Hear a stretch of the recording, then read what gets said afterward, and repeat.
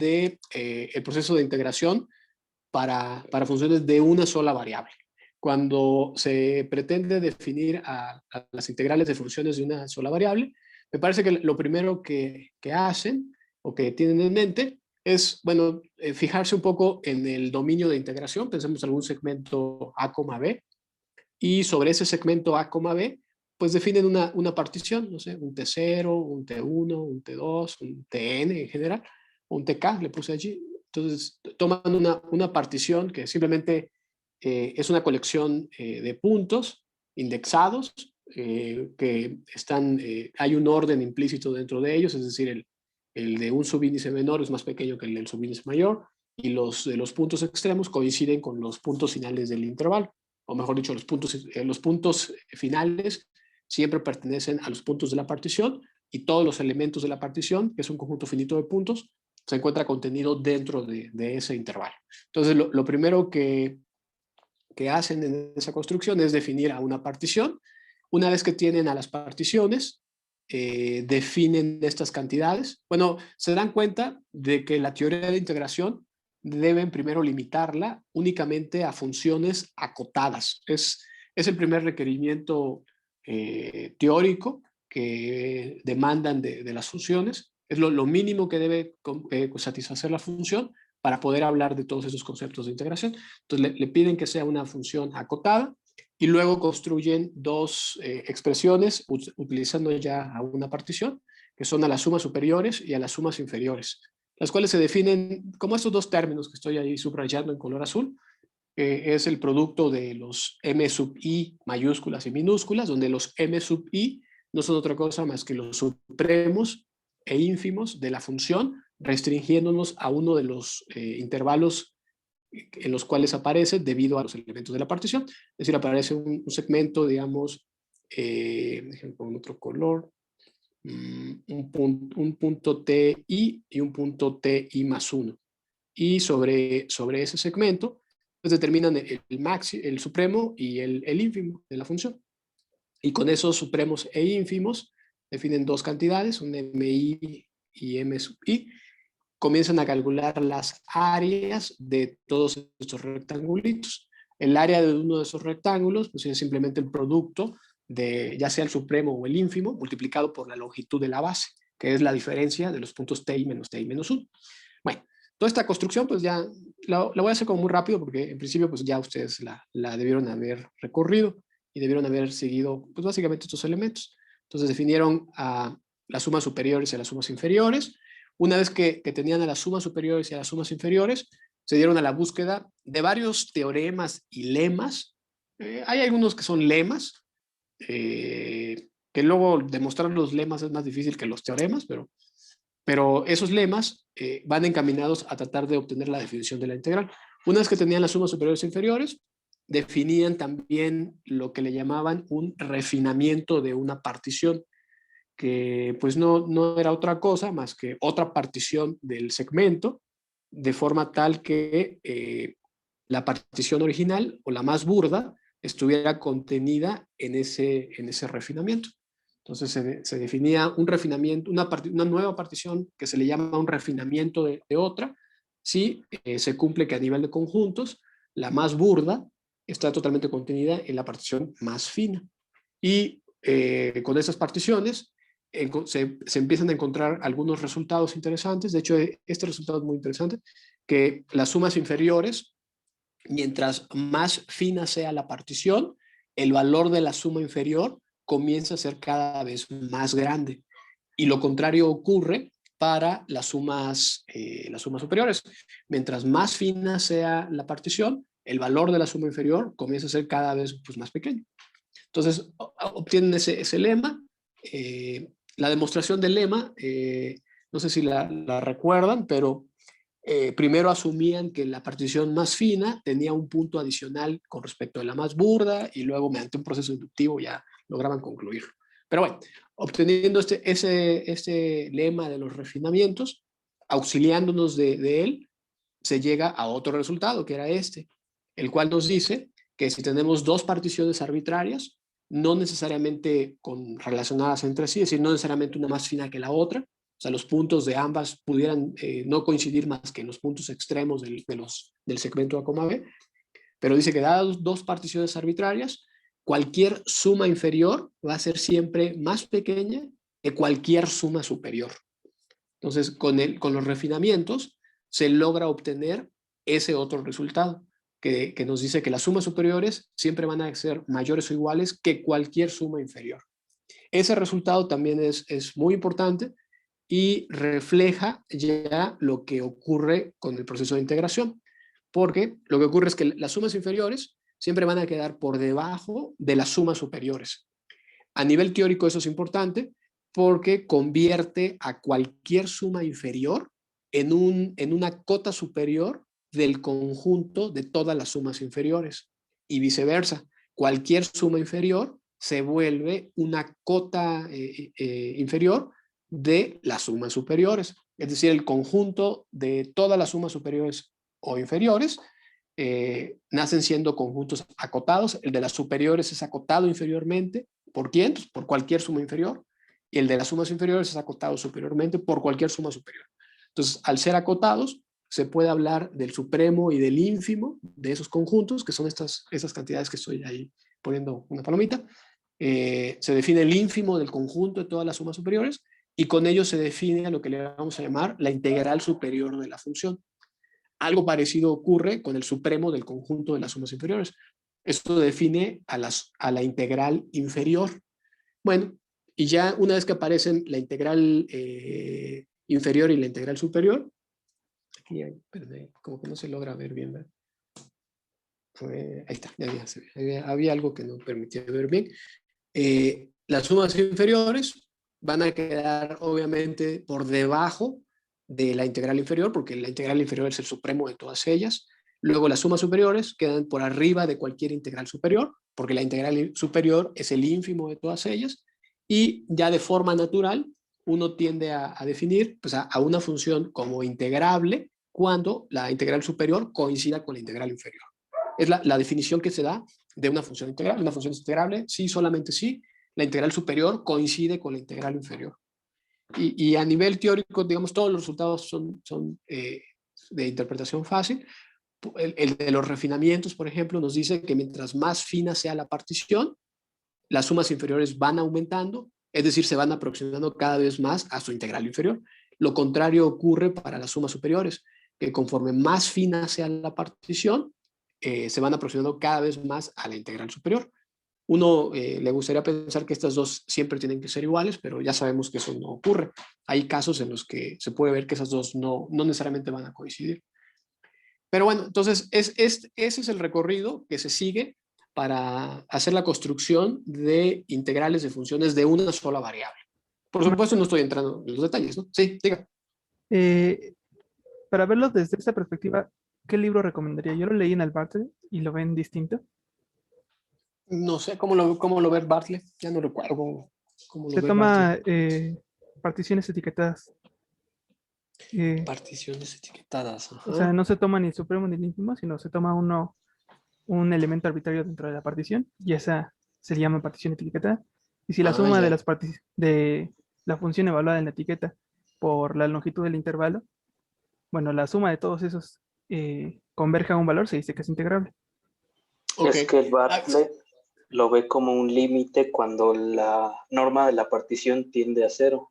De Exacto. hecho, el MUCRES trae como ejercicio, te pide la equivalencia entre esos dos, pero ajá, libros en exacto. varias variables que te trabajen la definición de límite, solamente he visto uno, que es el FULX de cálculo avanzado, aunque su demostración está mal de equivalencia. Pero casi todos lo usan como sumas superiores e inferiores. Ok. Ah, pues están muy bien enterados ustedes, ¿no? Ya no sé qué hago aquí, pues ya saben Estamos todo. en el chisme matemático. Pero Está entonces, bien. con esta teoría, ¿cuál me recomendarías, compañero? El MUCRES, ahí está El que dio el maestro. la equivalencia. Sí, Ok. sí, digamos, no se preocupen tanto si no lo vieron así. Yo lo puse solamente porque la primera parte que la forma en que vamos a definir a la integral va a ser repitiendo toda esta construcción. Yo la quise poner como para tener una idea general de qué es lo que estamos haciendo, de hacia dónde vamos, porque luego la demostración de cada una de estas partes, algunos de estos cuadros en realidad son lemas, teoremas, y la demostración de algunos de ellos son muy intrincadas y a veces cuando comenzamos a hacer la prueba de una de ellas, a veces perdemos de vista el panorama general y eso pues no es bueno. Hay que tener la idea general de hacia dónde vamos, de cuál es toda la construcción completa y ya luego pues solamente vamos a ir detallando las pruebas de cada una parte, ¿no? Pero bueno, según yo el Bartlett lo hacía como lo estoy diciendo, pero no sé, pues lo voy a revisar. El Bartlett, no sé, el Spivak lo debe hacer así, el Es que el Apóstol, Bartlett cambió. ya no recuerdo. En la cuarta edición cambió su ¿En integración. la cuarta edición cambió? Ah, pues Ya tampoco sabía lo eso. maneja con normas. Ok. Bueno, si quieren busco ahí alguna, pues según yo el Bartlett que recuerdo de mi niñez, pues era así, pero no sé. Por lo reviso, ya les paso una referencia, aunque digamos no se preocupen tanto, porque vamos a reconstruir la teoría, pero para funciones de varias variables. Pues no debe haber ningún problema. Vale. Bueno, ¿y todos lo vieron? ¿Nadie lo vio de esta forma? ¿Todos lo vieron de una manera diferente? ¿Con la forma que ustedes dicen? Yo sí Yo lo sí vi la vi así. así. Lo menciona. Sí, yo también. Ok. Mario Lima dice, el Bartlett de una variable segunda edición es el que está así. Ah, miren, el Bartlett de la segunda edición es el que está así.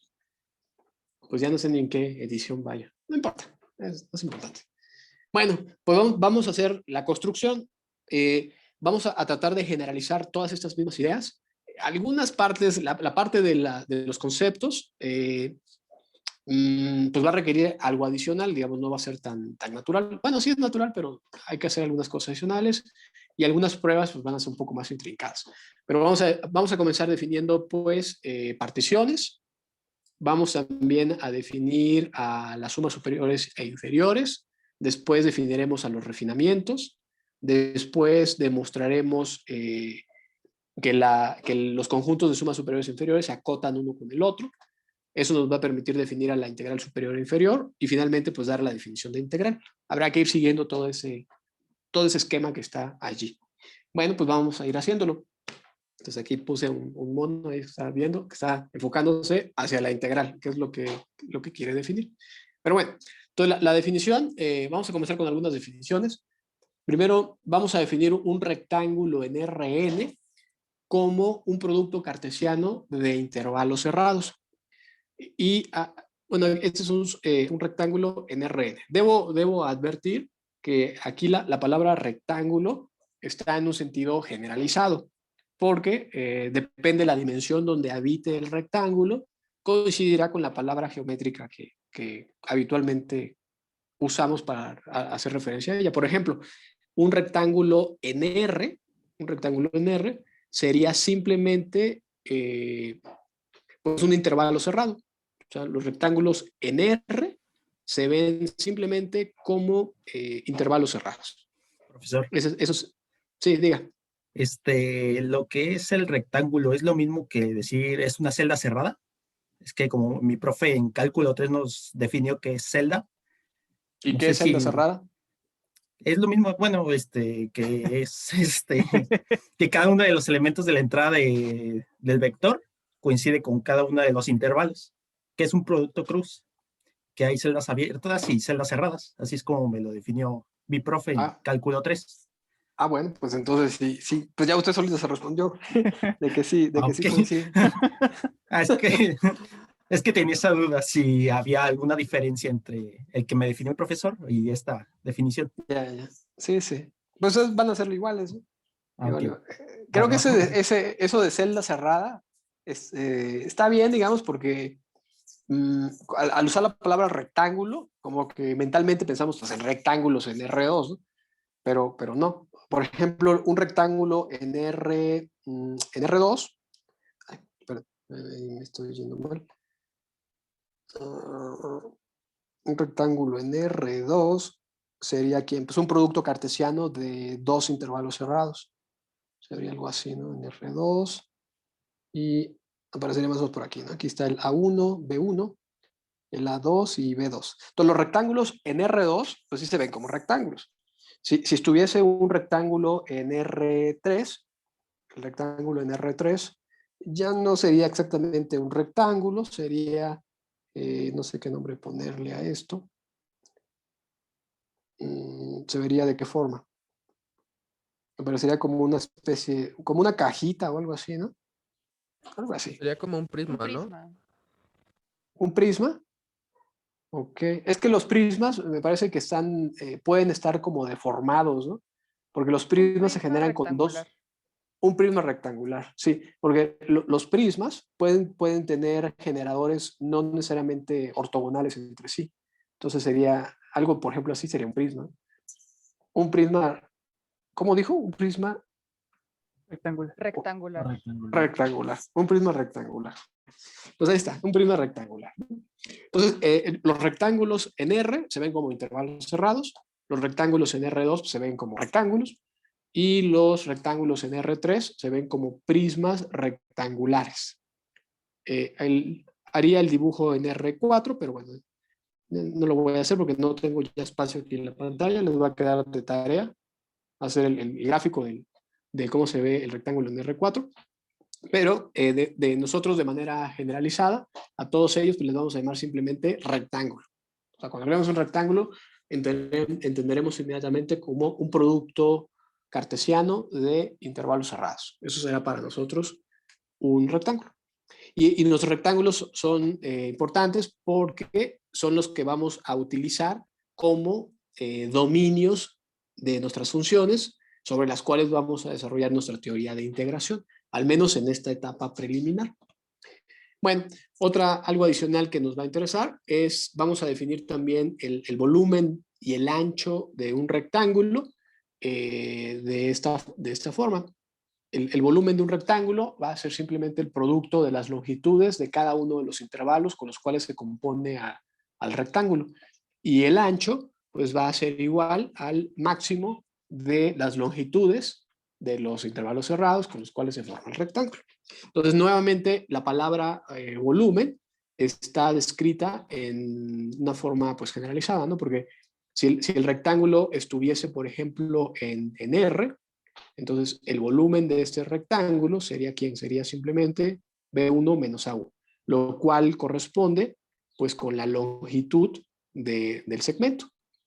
En el caso de un rectángulo en R2, A1, B1, cruz A2, B2, el volumen de Q sería aquí en el producto de las longitudes del rectángulo, ¿no? O sea, aquí estaría el A1, el B1, el A2, el B2. Entonces, el volumen se representaría, me parece que el área del rectángulo que correspondiente. Únicamente en el caso en el que el rectángulo esté en R3, el volumen coincide precisamente con lo que entendemos por el volumen, así de simple. Entonces, para nuestros rectángulos, vamos a definir una medida especial, muy básica, que le vamos a llamar simplemente como el volumen del rectángulo, lo cual va a ser el producto de las longitudes de cada uno de los intervalos con los cuales está compuesto el rectángulo. Y ya depende de la dimensión, será el tipo de cantidad geométrica de la cual se trate. En el caso de R, pues el volumen en realidad será una longitud, en R2 el volumen en realidad será un área, en R3 el volumen efectivamente es un volumen, y en dimensiones más altas, pues ya simplemente le llamamos volumen de manera generalizada. El volumen va a ser de uso rudo y de uso cotidiano para nosotros, constantemente estaremos haciendo uso de él.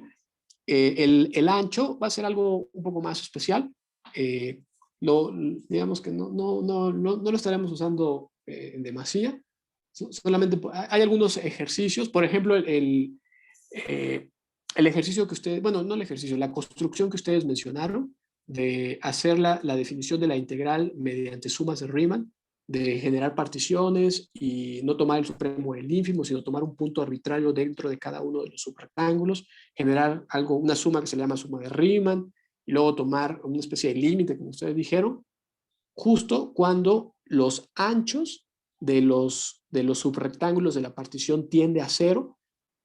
esa sería la forma de hacer la construcción o la generalización de la otra construcción que ustedes mencionaron. Entonces, por allí en el libro, en el Mooncraft precisamente, hay un ejercicio bastante extenso, por cierto, en el que si uno va resolviendo todo lo que se le pide allí, uno logra mostrar las dos equivalencias.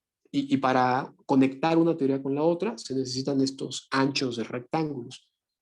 Pero bueno, entonces sí los vamos a usar. Creo que los vamos a usar también más adelante, ahí ocasionalmente, pero no van a ser de un uso tan cotidiano como sí lo va a ser el volumen. Bueno, pues ya está. Entonces ya tenemos rectángulos, ya tenemos una medida del volumen de esos rectángulos. Pues ahora vamos a ir definiendo a nuestras sumas superiores e inferiores. Recuerden el esquema que yo les presenté al inicio. ¿Cuál fue el esquema que yo les presenté al inicio? Fue este, ¿no? De que íbamos a definir las particiones. Apenas estamos en esta parte y vamos ya a la parte 2, a la parte de definir a las sumas superiores e inferiores. Entonces vamos allá. Bueno, entonces nuestras sumas superiores e inferiores o esta parte de integración la vamos a hacer sobre funciones escalares. Una función escalar es simplemente una función que actúa de algún subconjunto de Rn a R. Eso es lo que vamos a entender por una función escalar.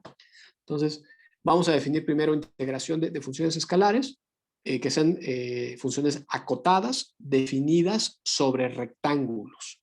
Eso es el tipo de funciones que vamos a tomar para ir haciendo nuestra construcción. Y bueno, pues vamos a definir, ya que tenemos nuestros rectángulos, bueno, si lo voy a hacer como un dibujito por acá. Por ejemplo, si en el caso de una función de R en R, una función que actúe del rectángulo A1B1 hacia R, es una función acotada, pues ¿qué es lo que queremos hacer? Pues queremos definir la integral de esa supuesta función sobre este rectángulo. En el caso de que el rectángulo estuviese en R2, aquí está, piensen en una función que va del rectángulo hacia R, bueno, pues ahora aparecerán ese tipo de figuritas o digamos, el volumen que se forma debajo de la gráfica de la función sobre su dominio, que es el rectángulo. Y la integral lo que pretende hacer pues, es calcular, en el primer caso, el área que se forma debajo de la gráfica, en el segundo, el volumen, y en otros casos de dimensiones más altas, pues los hipervolúmenes, no sé cómo llamarlos.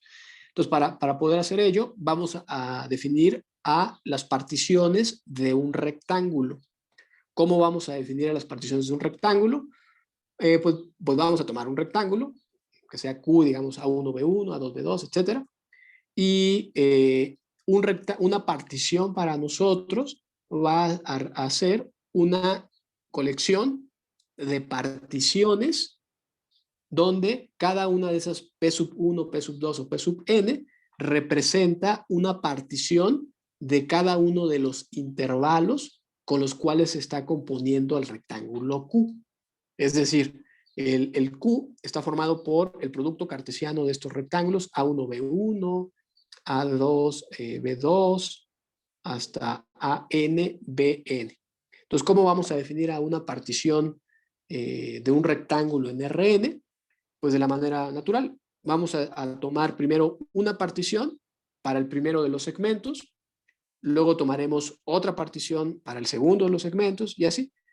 Entonces, una colección de n particiones, donde cada una de ellas representa una partición de cada uno de los intervalos, la colección de todas ellas es lo que vamos a entender por una partición del rectángulo. Allí está la definición.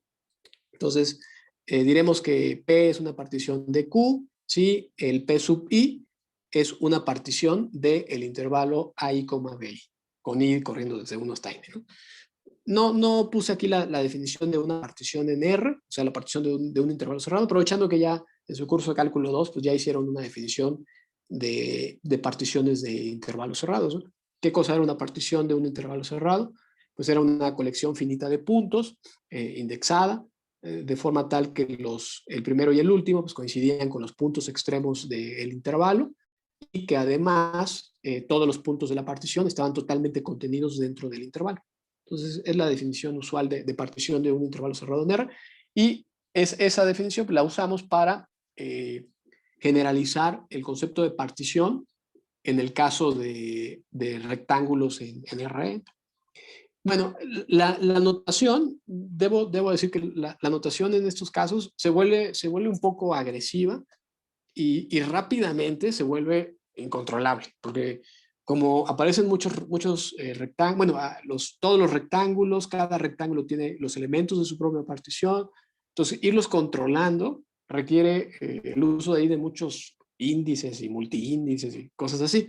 Entonces, las pruebas y los teoremas que están por venir van a ser ahí un poco tormentosas, porque el uso de estos subíndices lo vuelve espantoso, ya lo verán ustedes. Entonces hay que estar como muy atento al significado de todos los subíndices, porque si no eso puede ser una barrera para ir entendiendo los detalles de qué está ocurriendo.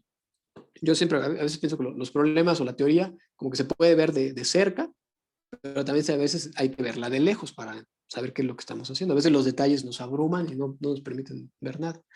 Pero bueno, cada uno de estos elementos, estas particiones P sub I, que representa una partición del segmento A y B I, pues ya dije que es una colección finita de puntos, y la vamos a esa colección finita de puntos, las vamos a denotar por estos términos, como T sub 0, como un superíndice I, para dar a entender que esos puntos T son elementos de la partición PI del intervalo A y BI.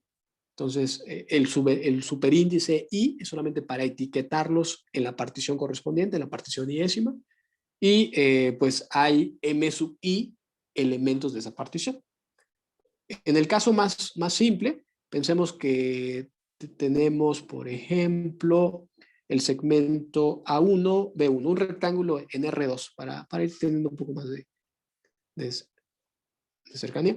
Aquí estaría el A1, B1, el A2, B2. Una partición sobre ellos sería algo de esta manera, una partición P1, una partición P2. La P1 estaría formado por ¿quién?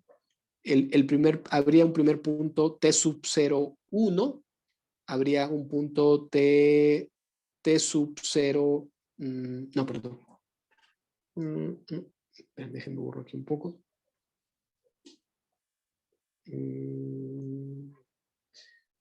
Entonces, el primer punto sería el T sub 0, luego estaría el T sub 1, luego estaría el T sub 2, y así estarían todos los demás, el T sub 3, y el último de ellos sería precisamente el T sub M sub 1, y todos tienen un superíndice 1. Ese superíndice 1 es para denotar que son los elementos de la partición del primer intervalo, del A1B1. Luego, en el otro segmento, aparece otro punto que sería ¿quién? Sería el T0, superíndice 2. Luego aparecería el T1, superíndice 2. Aparecería el T2, superíndice 2. Y así hasta el último sería el T, subíndice M sub 2, superíndice 2. Entonces, ¿cuántos elementos tiene la partición del segmento A2B2? Tiene M sub 2 elementos. ¿Cuántos elementos tiene la partición del segmento A1B1? Tiene M sub 1 elementos. Bueno, entonces estos M sub 1, M sub 2, etcétera, representan el número de elementos de cada una de las particiones, que no tienen por qué tener el mismo número de elementos. Y lo que ocurre ahora con todos estos elementos de la partición es que ellos inducen la aparición de algunos rectángulos que les vamos a llamar subrectángulos generados por la partición. Estos subrectángulos generados por la partición serían, déjenme pongo aquí algo, serían, digamos, estos. Ese sería un subrectángulo típico generado por la partición que yo estoy induciendo sobre ese rectángulo. Bueno, así se verían. De manera abstracta, estos subrectángulos generados por la partición tienen esta representación que tengo aquí. Si se dan cuenta, lo único que estoy haciendo es tomar puntos puntos T de manera tal que los subíndices sean pues, consecutivos para que no le permita tener subrectángulos, por ejemplo, así, fíjense, un subrectángulo grandotote que abarque, por ejemplo, 2 o más de 2, ¿no? Eso no me gustaría. Me gustaría que los subrectángulos generados por una partición se formasen únicamente entre elementos consecutivos de la partición. Y eso yo lo controlo con los subíndices. Si observan ahí aparece un elemento de la partición de P1, un P sub 1, el subíndice que sigue es J sub 1 más 1, es el subíndice siguiente. Y ese esquema lo repito en todos los demás.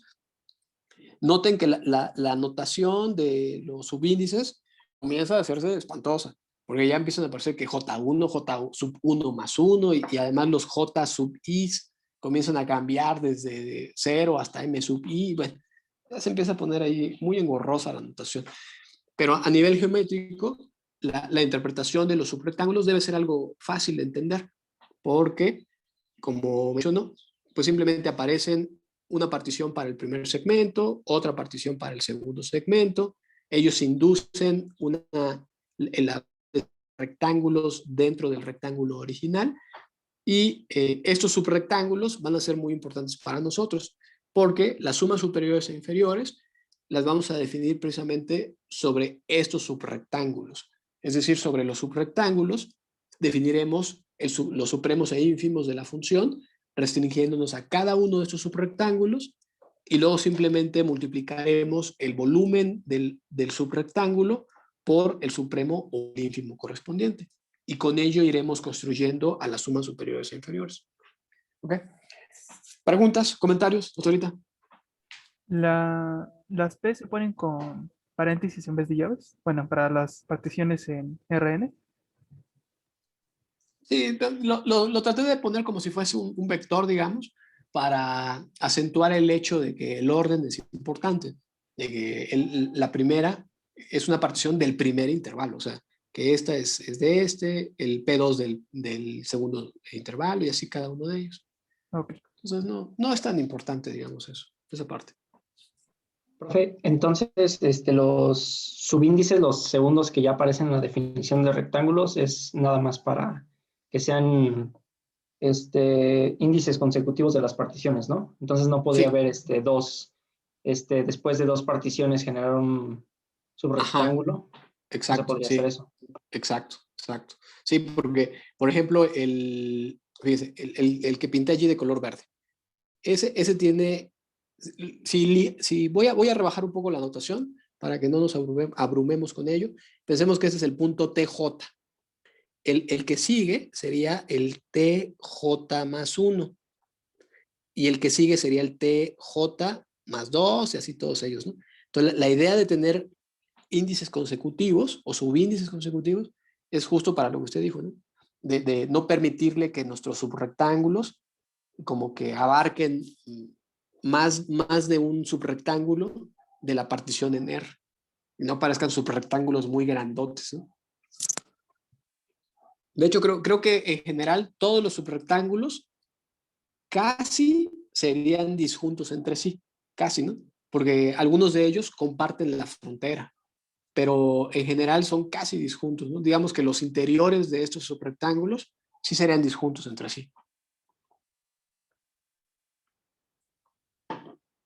Bueno, pues ya está, ¿no? Entonces, ¿comentarios, más preguntas? ¿Nada?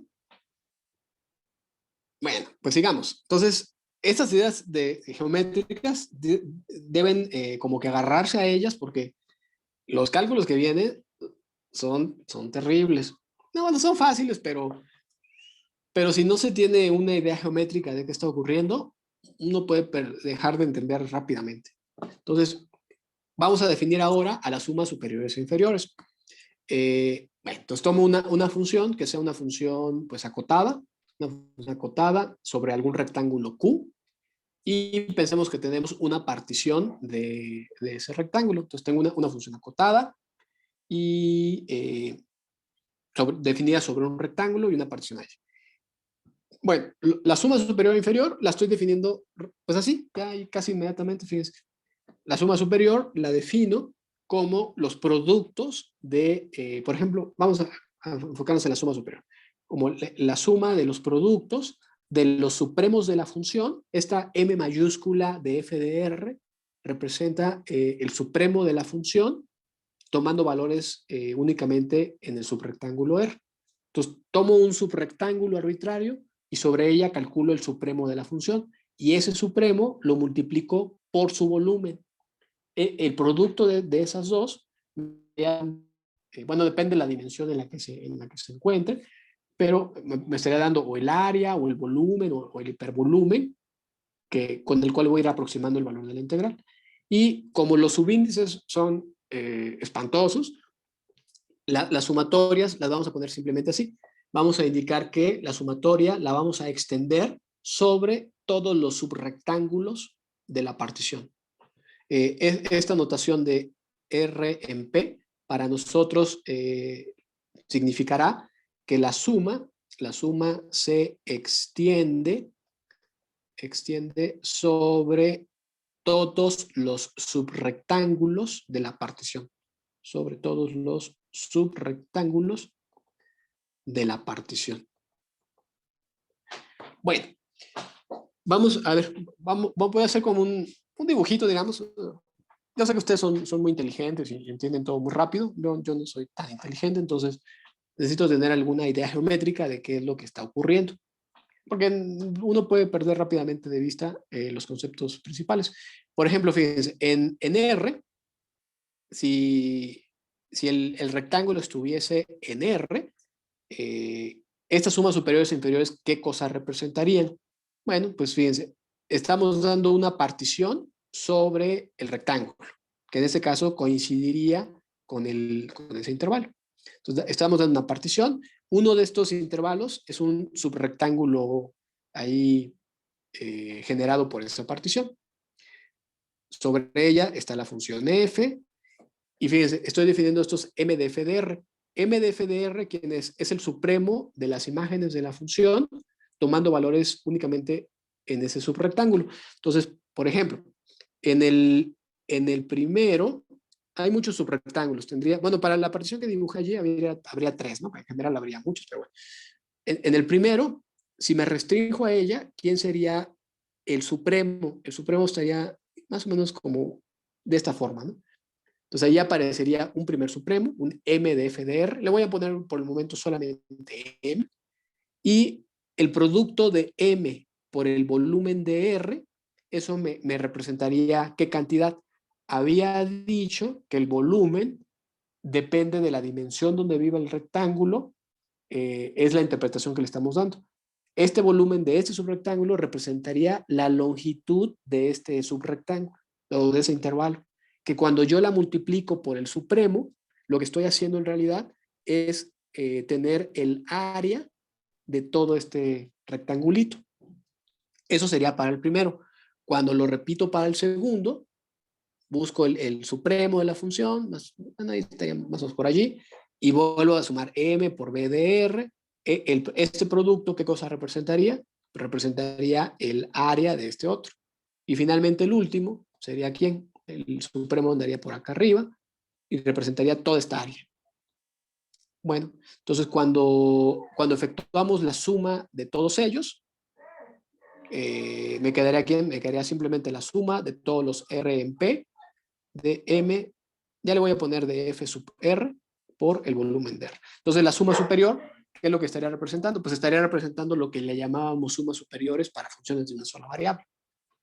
Estos productos, el m por el b de r, representaría las áreas de cada uno de estos subrectángulos.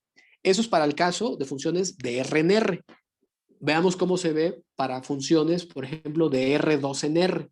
Pensemos que ahora el rectángulo ya no está en R. Pensemos que ahora el rectángulo está en R2. Si el rectángulo está en R2, ¿cómo se vería? Bueno, vamos a ver si me sale el dibujo. Si estuviese en R2, piensen que aquí está mi rectángulo Q. Sobre ese rectángulo Q, pues aparece la gráfica de la función, pero aquí estaría mi función f. ¿Y qué es lo que va a pasar? Bueno, pues doy una partición sobre cada uno de ellos. Por ejemplo, doy esta partición. Le voy a poner poquitos puntos porque si no, el dibujo pues va a ser complicado de hacer. Y con esos puntos de la partición, ¿qué es lo que obtengo? Bueno, pues obtengo lo siguiente. Empiezan a aparecer los subrectángulos generados por la partición. Un subrectángulo típico, ¿quién sería? Pues sería, digamos, este. Cuando yo hago el producto de este factor de m de f de r por el volumen de r, ¿qué es lo que estoy haciendo? El volumen de r como el subrectángulo vive en R2, ese volumen de R lo que representa es el área de este subrectángulo. Cuando yo lo multiplico por el supremo de la función, restringiendo la función únicamente de ese subrectángulo, ¿qué es lo que va a pasar? Bueno, pues que sobre ese subrectángulo va a aparecer un supremo, no sé cuánto valga ese supremo, lo voy a dibujar ahí de manera arbitraria, aparecería algo por acá, y aparecería algo así, más o menos. Entonces, este producto, ¿qué cosa representaría? Ese producto representaría el volumen de esa cajita de color azul que aparece allí. No sé si todos logran verla, espero que sí la logren ver. Entonces, ahí el producto del M por el BDR detecta que el rectángulo vive en R2, entonces el volumen es en realidad el área, y al multiplicarla por el supremo, da el volumen de esa cajita. Cuando yo extiendo la suma sobre todos los subrectángulos de la partición, voy construyendo pues más cajitas, ¿no? Ahora tomaré otro subrectángulo, aparecerá otro supremo, y bueno, ya no voy a poner los demás porque si no el dibujo ya va a quedar espantoso. Pero cuando voy extendiendo ya la suma sobre todos los subrectángulos de la partición, pues ya va a aparecer precisamente mi suma de arriba. ¿Okay? La situación para rectángulos en R3 o en dimensiones más grandes, pues ya es un poco más complicada, ¿no? Porque si la función fuera de R3 a R, ahora el rectángulo viviría en R3, los subrectángulos vivirían en R3, el volumen sería el volumen, pero luego al multiplicarlo por el supremo sería como una especie de hipervolumen, ¿no? Ya las dimensiones van más allá de 3, entonces es difícil visualizarlos. Pero bueno, es importante que logren entender estas sumas que aparecen aquí, ¿no?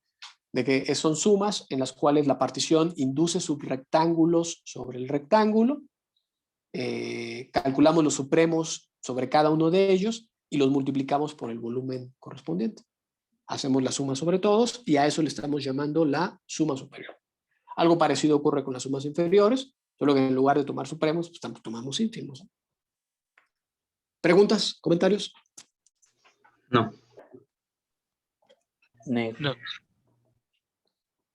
Bueno, pues sigamos entonces. Entonces ya tenemos nuestros rectángulos, tenemos volúmenes generalizados, digamos, para muchas dimensiones sobre ellos. Ya tenemos a nuestras sumas superiores e inferiores. Pues vamos ahora a definir a los refinamientos, tratando de seguir la construcción que ya mencioné. Bueno, entonces, la definición de un refinamiento para una partición de un rectángulo en Rn, pues más parecida a la que se ve en los cursos de cálculo 2. Y va a ser así. Vamos, si tenemos dos particiones, una P gorrito y una P, ya sabemos que como son particiones de un rectángulo en Rn, esas en realidad están compuestas por n particiones de cada uno de los intervalos cerrados. Creo que ahí le puse llave y le debe haber puesto paréntesis. No es tan importante eso. Pero bueno, entonces tomo las particiones, tomo dos particiones. Entonces voy a decir que P gorrito, o P circunflejo, o como se diga, es un refinamiento de la partición P si se cumple que de manera individual cada una de las particiones P sub I es un refinamiento, P sub I gorrito es un refinamiento de la PI. Recordarán qué significa que una partición sea un refinamiento de la otra en el caso de intervalos en R, pues simplemente que a nivel de conjuntos la más burda está totalmente contenida en la más fina. Así de esa manera. ¿Sí recuerdan esa definición de refinamiento? Sí. Sí, sí, sí. Bueno, pues entonces esa misma idea la usamos para definir refinamientos de particiones de rectángulos en Rn, aprovechando el hecho de que cada una de ellas pues está compuesta por particiones en R. Entonces, pues un refinamiento va a ser un refinamiento, sí, de manera individual, cada una de ellas es un refinamiento de la otra. Bueno, entonces esta definición también es más o menos natural, digamos, sigue la misma construcción que ya mencioné. Y hasta ahorita todo ha sido pues felicidad, porque pues nada más hemos dado definiciones y pues, prácticamente tenemos control sobre todo lo que está pasando. Y hasta ahorita que va a aparecer nuestro primer lema. Nuestro primer lema que va a ser, nos va a sacar ahí canas verdes, van a ver. Este primer lema, ¿qué nos dice? Ahí Uribe dice que ya lo quiere, que quiere demostrarlo. Él dice, bueno. No, dice, perdón, no sabía que podía rayar. No se preocupe, no se preocupe. Pero bueno, de hecho está bien que puedan rayarle porque así me van a poder ayudar en algún momento a resolver algunos ejercicios, ¿no? Pero bueno, no se preocupe. Pues vamos a ver el lema. Entonces, el primer lema, ¿qué es lo que nos va a decir? El primer lema nos dice que si tenemos una función acotada definida sobre un rectángulo Q, creo que no lo mencioné tanto, pero el que la función sea acotada es importante porque se necesita para garantizar la existencia de estos supremos y de estos ínfimos. Si la función es acotada, entonces esos conjuntos de las imágenes de la función, restringiéndonos a un subconjunto del dominio de ella, pues también serán conjuntos acotados, y pues por el axioma del supremo o algunos de sus equivalencias, se logra garantizar que existe ese supremo y ese ínfimo. Es lo mínimo que se necesita para que podamos hablar de esos supremos e ínfimos. Si la función no fuese acotada, entonces habría problemas porque estos supremos e ínfimos no existirían y no podríamos definir a las sumas superiores e inferiores. Pero bueno, entonces, primer lema. Tenemos una función acotada sobre un rectángulo Q, dos particiones del rectángulo, con P gorrito, un refinamiento de P. Y lo que vamos a demostrar es lo siguiente, que mientras más finas sean las particiones, las sumas inferiores van a ir siempre aumentando. Y mientras más finas sean las particiones, las sumas inferiores van cada vez decreciendo. Es un razonamiento ahí, pues más o menos natural, porque bueno, en el caso de varias variables es difícil hacer la representación gráfica, pero en R es muy fácil. Supongo que ustedes también lo debieron haber motivado de esa manera. Si tienen una primera partición, pensemos que tenemos esta partición, digamos, que tenga solamente 3 elementos. Entonces, cuando tienen 3 elementos, las sumas superiores representarían la suma de las áreas de esos 3 rectángulos que tengo allí. Las sumas superiores y las inferiores también, e incluso las sumas de Riemann, en que hayan hecho la otra construcción, lo que pretenden calcular o aproximar es el área que se forma debajo de la gráfica de la función. Si nosotros queremos calcular el área debajo de la gráfica de la función y utilizamos esa suma superior, entonces habría un exceso, que sería estas partes que estoy subrayando en color rojo, sería un exceso, digamos, es un valor, un exceso con respecto del valor exacto del área bajo la gráfica de la función. Entonces lo que se hace es meter refinamientos, porque mientras más fina sea la partición, los errores se van reduciendo. Fíjense, por ejemplo, pensemos que tomo un refinamiento, tomando esa misma partición, obviamente para que pueda servir refinamiento, y le incrusto un punto adicional. Por ejemplo, aquí. Si le pongo un punto adicional, entonces la suma superior se vería ahora de esta manera.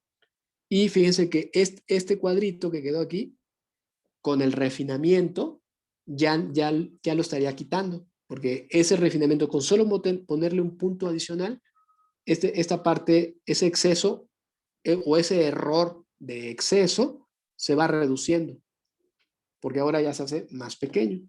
Mientras más puntos vaya yo tomando, esos errores por exceso se van reduciendo, se van haciendo más pequeños y están persiguiendo el área exacta que se forma debajo de la gráfica de la función. Entonces, también lo podemos pensar como si fuese una especie, como si hubiese ahí una cierta dinámica en la que el área exacta o el valor de la integral, el valor exacto de la integral, está siendo aproximado por sumas inferiores y por sumas superiores. Entonces, este resultado, que mientras más fina sea la partición, sea mientras más puntos tengamos, las sumas superiores van decreciendo, de alguna forma indica que estamos en lo correcto, que las sumas superiores, mientras más fina sea, se van aproximando cada vez más al valor exacto de la integral. O sea que van decreciendo, porque como las sumas superiores tienen un exceso, al mejorarlas deben ir decreciendo, contrario a las sumas inferiores. Mientras más fina sea la partición, las sumas inferiores deben ir aumentando, porque como por naturaleza las sumas inferiores tendrán un error en el que quedan por debajo del valor exacto. El mejorarlas significa que el valor de las sumas inferiores pues va aproximándose cada vez más al valor exacto. Es decir, van aumentando. Esta dinámica entre las sumas superiores e inferiores, que aumentan las superiores y no, que decrecen las superiores y aumentan las inferiores, eso está aquí, en esta parte, que dice que las sumas inferiores, mientras más fina sea la partición, va a ser mayor que la más burda, y que las sumas superiores ocurre lo contrario. Bueno, hasta ahorita ha sido únicamente puro discurso. Hay que hacer la demostración del lema. Pues vamos a demostrar el lema. ¿Preguntas o comentarios hasta ahorita? No. No. No, profe. Perfecto, qué bueno. Qué bueno que me preguntas. Espero que siga así después de lo que viene. Pues vamos a demostrar. Entonces, demostración. Bueno, para hacer la demostración, no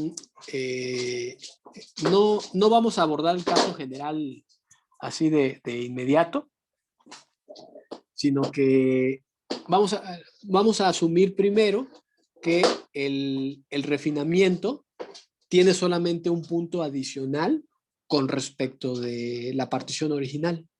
Es decir, fíjense, tenemos aquí el refinamiento, vamos a llamarle P gorrito, y vamos a poner la más burda, la P, y lo que vamos a asumir es de que efectivamente P gorrito es un refinamiento, pero es un refinamiento que no se pasa así por mucho, sino que vamos a asumir que todas las otras particiones, la P sub 2, la P sub 3, hasta la P sub n, todas estas particiones son exactamente las mismas. O sea, entre ellas dos. El único cambio o los únicos puntos adicionales van a estar con respecto de la primera partición, de la P sub 1. Y vamos a asumir que si bien P1 gorrito va a ser un refinamiento, tampoco va a tener una cantidad excesiva de puntos adicionales. Vamos a asumir que tiene solamente un punto adicional, nada más. Entonces, vamos a asumir que la P1 tiene un punto adicional, que es, aquí le estoy llamando Z, en comparación de la P sub 1, y que todas las demás son prácticamente iguales. Esas no, las voy a dejar prácticamente iguales. Claro, ese no es el caso general, ¿no? Porque un refinamiento, pues dice, ay, pues es un refinamiento pues medio feo, porque a mí me gustaría que mi refinamiento tuviera pues más de uno, tuviera muchos puntos más con respecto de la más burda. Pero para efectos de demostrar el lema, pues va a ser suficiente con demostrarlo para el caso particular en el que hay solamente un punto adicional. Creo que aquí lo puse en lo otro, no lo puse. Porque, ¿alguien me podría decir por qué? ¿Por qué es suficiente ese caso?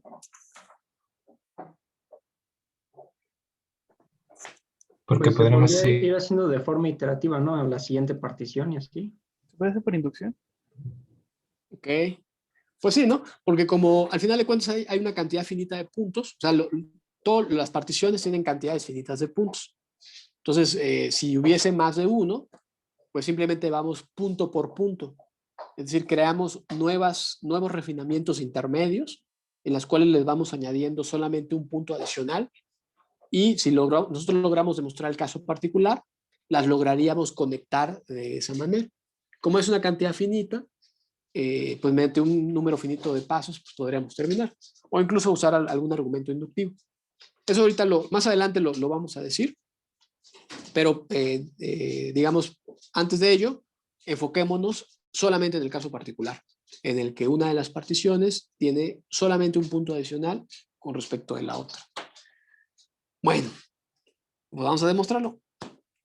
Y aquí está. Bueno, antes de demostrarlo, acuérdense qué es lo que queremos demostrar. Algunos ya hasta puede ser que se les haya olvidado. Lo que queremos demostrar es esto, que las sumas inferiores, mientras más fina sea la partición, aumentan, y las sumas superiores decrecen. Nos vamos a enfocar solamente en las superiores. Vamos a hacer la demostración para las superiores, y las inferiores, la demostración sería parecida. Ahorita vemos. Pero bueno, entonces vamos a ir haciéndolo, y hay que ir preparando un poco el terreno. Aquí donde los subíndices nos pueden volver locos, pero bueno, hay que tener cuidado con todos los subíndices únicamente. Y lo primero que voy a hacer es lo siguiente. Fíjense, acuérdense que tengo dos particiones, P y P gorrito. P gorrito es el refinamiento. Un subrectángulo arbitrario generado por la partición P es un subrectángulo que tiene esta forma. Ahí está, ¿no? Acuérdense que ya habíamos definido los subrectángulos hace unos minutos. ¿Cuál es la característica en la que deben fijarse? En los subíndices, que son subíndices consecutivos. Ahora denme un segundo.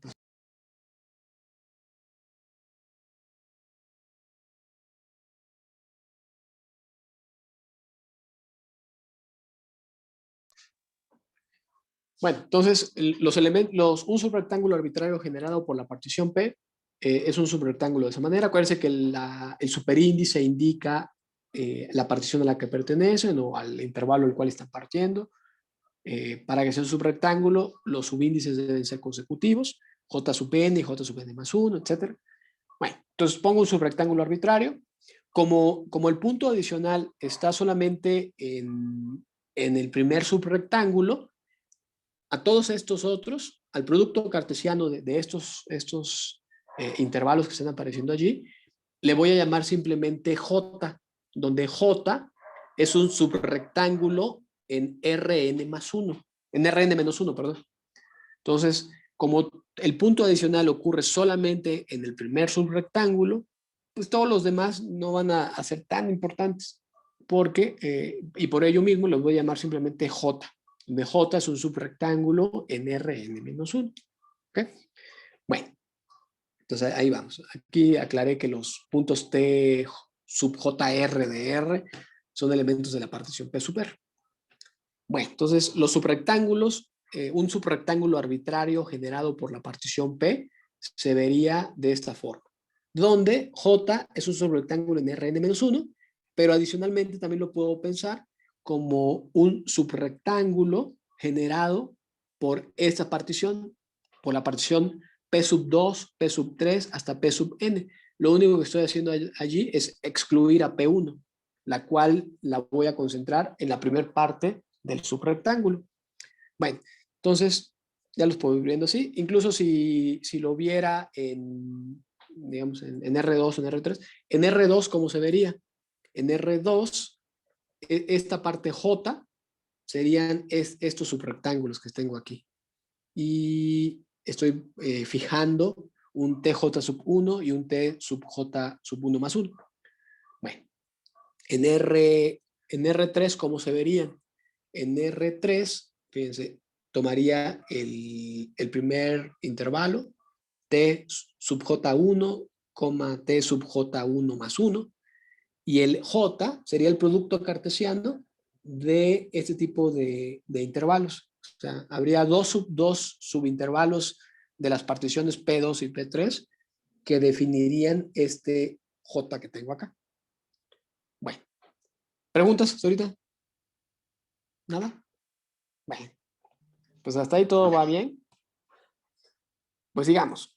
Entonces, de manera similar, los subrectángulos generados ahora por la partición P gorrito, o sea, por el refinamiento, esos subrectángulos, ¿cómo se verían? De manera general, conviene tener una representación geométrica de qué está ocurriendo. Los puedo ver así, digamos. Los elementos de la partición o los subrectángulos de la partición se verían más o menos de esta forma. Aquí estos elementos son los elementos que parten al primero de los intervalos, al A1, B1. Y por J meto a todos los otros subrectángulos que ya mencioné. Allí en el dibujo J se ve como un intervalo cerrado en R, pero no hay que engañarse, ese J en realidad vive en Rn-1 y es un subrectángulo arbitrario generado por las particiones P2, P3 hasta P sub n. O sea, hay que estar ahí como muy, muy atentos. Entonces, un subrectángulo arbitrario generado por la partición P gorrito, la que tiene el refinamiento, se pueden clasificar de estos tipos. Habría como 4 tipos. Un primer tipo serían de la forma T sub J, T sub J más 1, donde el en los Jotas no van más allá del T sub I, donde incrusté el punto adicional. Recuerden que P gorrito tiene un punto adicional con respecto de la partición original. Y pensemos que ese punto adicional se ubicó dentro del intervalo T sub I más 1. Bueno, entonces, los subrectángulos que generan la partición del refinamiento son de 4 tipos. Uno son de ese tipo, donde el T sub J está antes del iésimo que contiene el punto adicional. O sea, sería uno que se ve más o menos por acá. Aquí estaría el TJ más 1, ¿no? Y no le permito a J más 1 ir más allá del I. Entonces, un subrectángulo de ese tipo se formaría con un subrectángulo en esta parte, producto cruz J. Es decir, se vería algo por acá. Ay, perdón, ahí salió muy feo. Se vería algo por aquí, ¿no? Ahí estaría.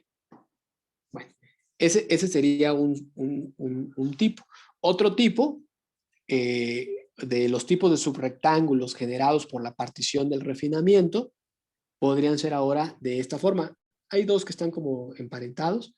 Uno son los que se forman entre el T sub I y el punto adicional, Z, que al momento de hacer el producto cruz con el J arbitrario, aparecerían este rectángulo. Y otros son estos, son los que se ven desde Z hasta TI más 1. Y se vería pues acá. ¿Sí? Y finalmente hay otros subrectángulos, que son estos de acá, que son de la forma TJ más 1, pero ahora el J le pido que esté más allá del I más 1. Es decir, se verían por acá.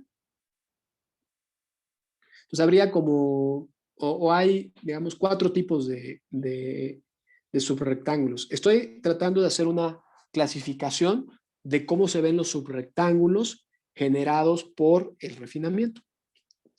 Bueno, hasta ahí todo creo que va más o menos bien. Algunos puede ser que ya estén ahí mareados con tanto subíndice, pero pues vamos a seguir.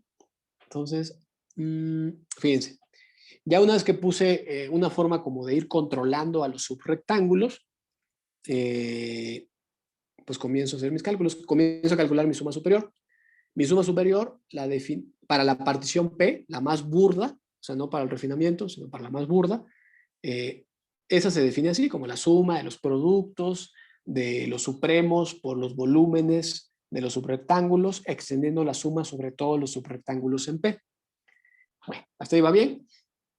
Voy particularizando todavía un poco más y digo, bueno, ¿cómo es la suma de los subrectángulos en P? Ya había dicho que un subrectángulo arbitrario en P se ve de esta forma.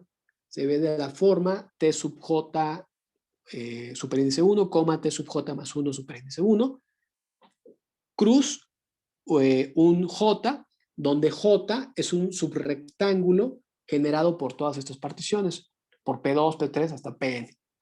Y el T, los primeros elementos, pertenecen a los elementos de la partición P1 del primer intervalo, de A1, B1. ¿Y ellos cuántos hay? Pues hay K1. Entonces ahí simplemente es una suma desde J1 hasta K1. Bueno, y ya, ¿no? Y luego hago el producto del volumen del subrectángulo correspondiente. Bueno, ahí ya estoy encaminándome a ir separando o ir controlando esta suma superior. Hago una pequeña observación adicional.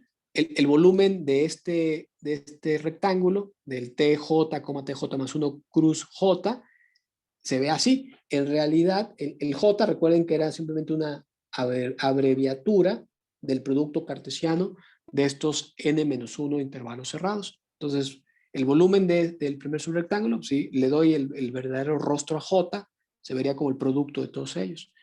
Y el volumen de un subrectángulo, el volumen de un subrectángulo lo habíamos definido como el producto de las longitudes, de cada uno de los segmentos. Entonces hago los productos de cada uno de ellos.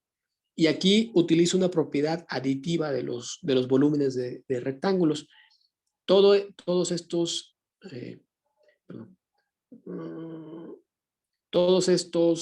productos yo los puedo también ver simplemente como el volumen de J. Con el volumen del subrectángulo J es el producto de todos ellos. Bueno, pues ya está. Entonces, utilizo esa especie de propiedad aditiva que tiene el volumen de subrectángulos, y el volumen de todo ese subrectángulo lo puedo ver como la longitud del primer segmento multiplicada por el volumen de J. Esta expresión la sustituyo en esta parte y me queda lo siguiente. Fíjense, me va a quedar esta suma la voy a separar de esta forma.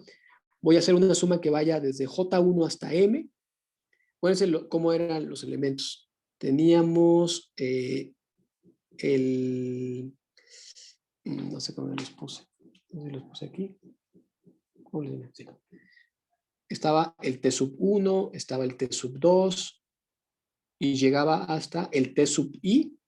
Luego estaba el T sub I más 1 y luego continuaban hasta el T, déjenme acordar, este era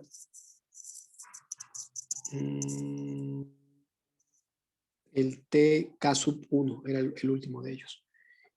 Entre estos dos estaba incrustado el punto Z. Bueno, entonces esta suma que apareció acá, la voy a partir como en 3 sumas. Una suma que vaya desde T1 hasta TI, que abarque todos estos términos, que correspondería a este factor. Voy a hacer otra suma que vaya de el TI más 1 hasta el TK1, que representaría estos términos que están aquí. Y finalmente, de manera individual, voy a seccionar las sumas desde TI hasta TI más 1, que sería el primer término. Vamos a ver un término, el que abarca esta parte. Ahí está. ¿Preguntas? ¿Comentarios? Creo que ¿Está no. todo claro? No, todavía no. ¿Todavía no? O sea, ¿sí se va entendiendo todo? Sí. Ok, Sí, profe. bueno. Bueno, entonces esa suma, como dije, la voy segmentando. Una que vaya desde 1 hasta I, luego la parte intermedia como que la separo y finalmente esta otra. Y hay otra suma que esta suma la estoy separando aquí afuera. Por ahí Mario Lima quiere preguntar algo. Sí, pregunte. Le pregunté, es que en la última suma puso que la suma llegaba hasta K1 menos 1, pero en la de arriba, ¿por qué llega solo hasta K1?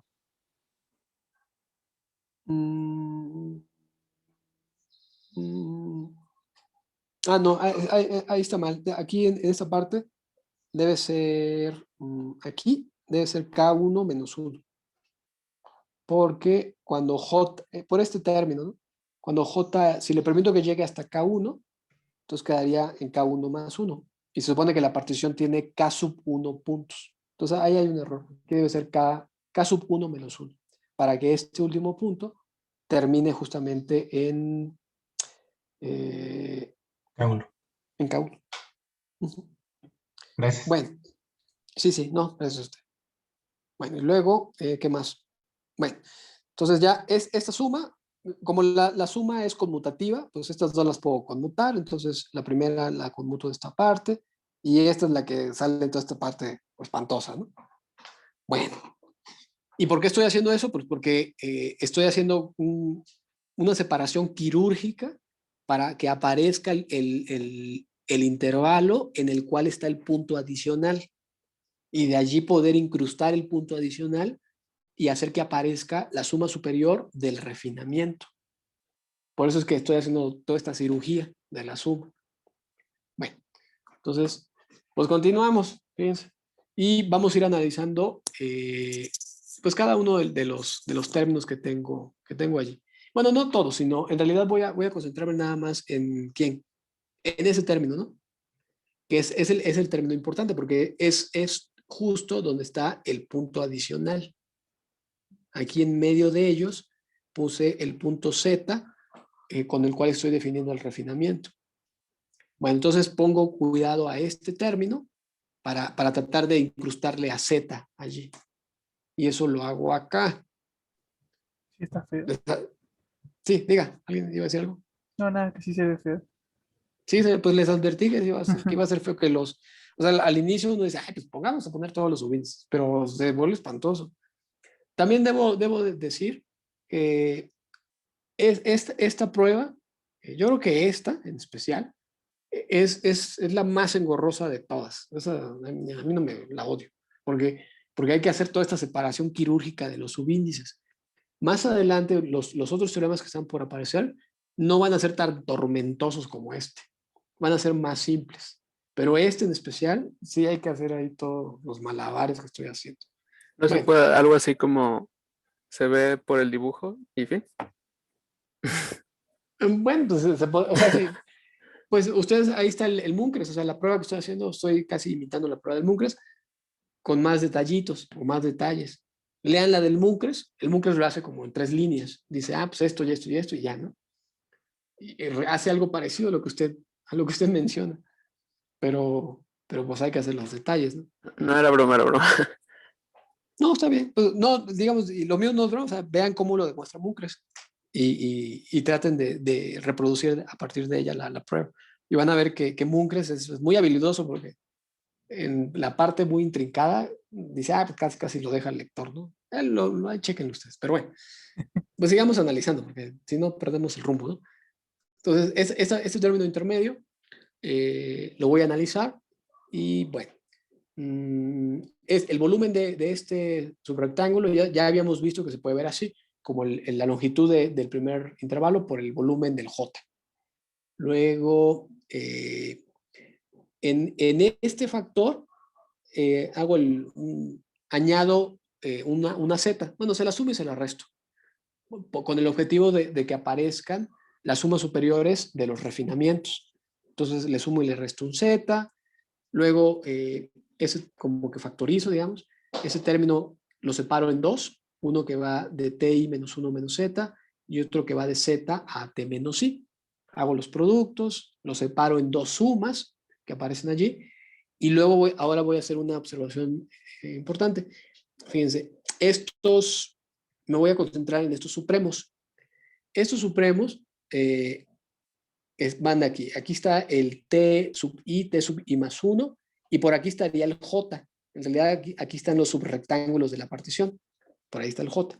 Pero bueno, estos elementos, en especial como ahí adentro está el z, entonces este intervalo ti, z y zti más i, a nivel de conjuntos, están contenidos en este otro, porque el ti más 1 pues es más grande, contiene a los otros dos. Como a nivel de intervalos en R están contenidos así, cuando hago el producto cartesiano con J, se siguen manteniendo las contenciones. Es fácil de ver eso.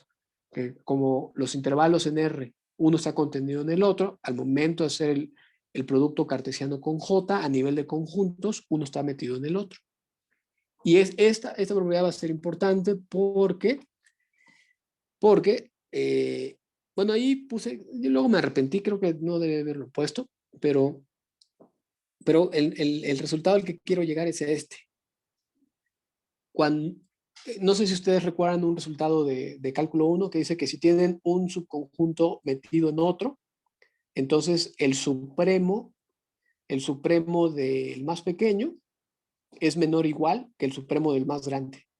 ¿Sí recuerdan ese resultado? Sí. La verdad no.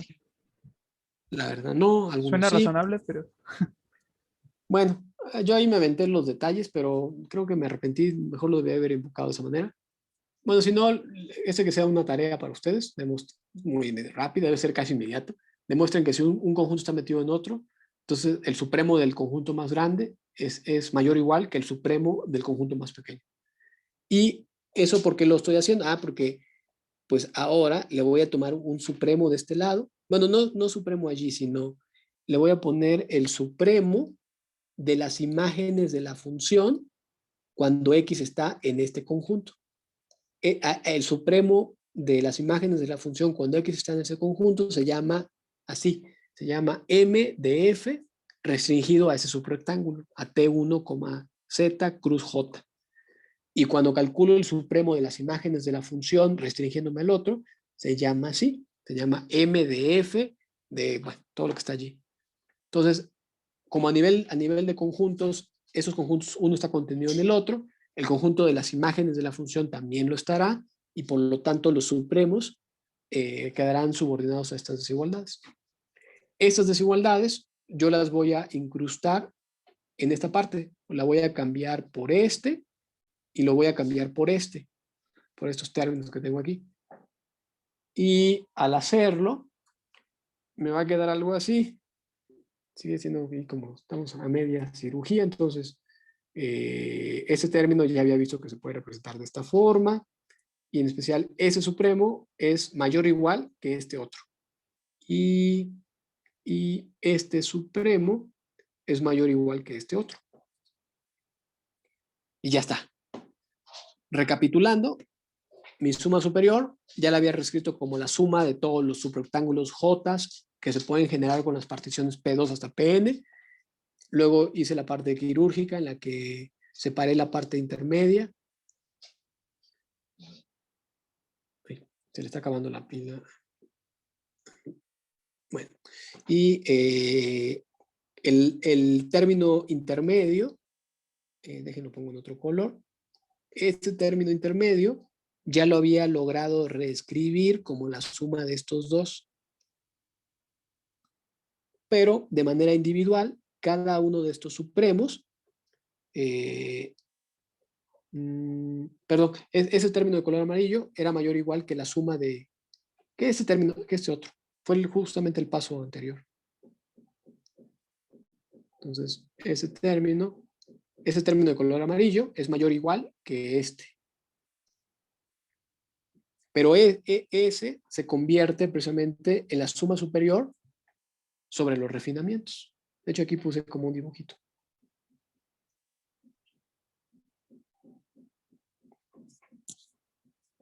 Y ya. ¿Cómo ven? ¿Está muy intrincado? Sí. Estuvo bueno, ¿eh? Viendo Pues los está muy... pasos, no. Está largo, Sí, muy largo. pero es Pasos comprensible. no, pero sí Ajá. está largo. Es que estuvo Ok. muy detallado, muy detallado. Está Largo, muy... pero comprensible. Sí, entonces sí digo que es como una cirugía, ¿no? Estábamos ahí viendo ahí adentro. Bueno, el tiempo se está agotando, entonces vamos a hacer lo siguiente. Vamos a concluir. Les voy a pasar las notas y todo eso, y ya ustedes revisen los detalles. Vuelvan a tratar de ver la prueba y traten de reconstruirla ustedes. O sea, traten de, a ver, yo voy a escribir la prueba, ¿no? Y traten de recuperar todas las ideas y a ver si pueden reconstruir la idea. Todavía falta demostrar algo más, porque eso era nada más para un punto adicional. Entonces falta meterle más puntos y cosas así. Pero ya no va a dar tiempo. Entonces, pues vamos a ir terminando y la siguiente clase retomamos la prueba. ¿Ok? Ok, profesor. Gracias. Vale.